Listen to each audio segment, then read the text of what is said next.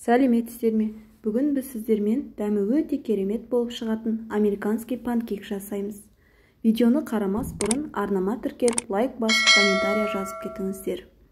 Панкейкті бастау үшін бізге бір жұмыртқаға 50 грамм құмшекерді салып, жақсылап араластырамыз.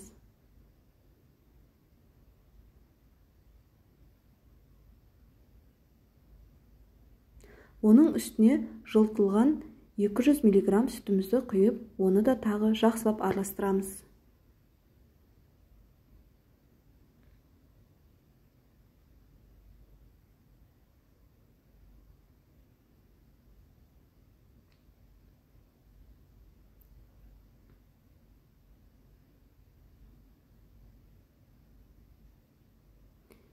Енді 140 грамм ұнымыздың үстіне бір шай қасық разрыхительді қосып, араластырып, оны сетканың көмегімен жай-жай қоспаға қосатын боламыз.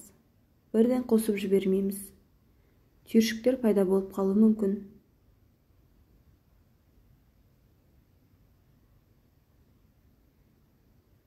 Ақырын-ақырын қосып отырамыз.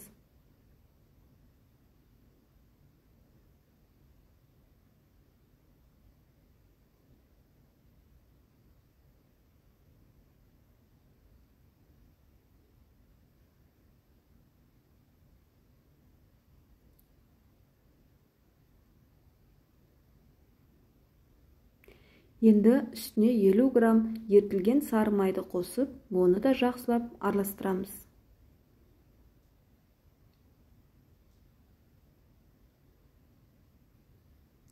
Алдын ала қыздырылған табамызда жайлап пісіріп аламыз.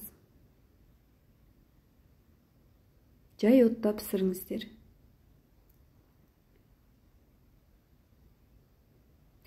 Бір минуттың ішінде осындай көпіршіктер пайда болады. Енді оны арғы бетін аударып, екінші бетін пісіретін боламыз. Міне, осындай панкейктеріміз піседі. Өте дәмді.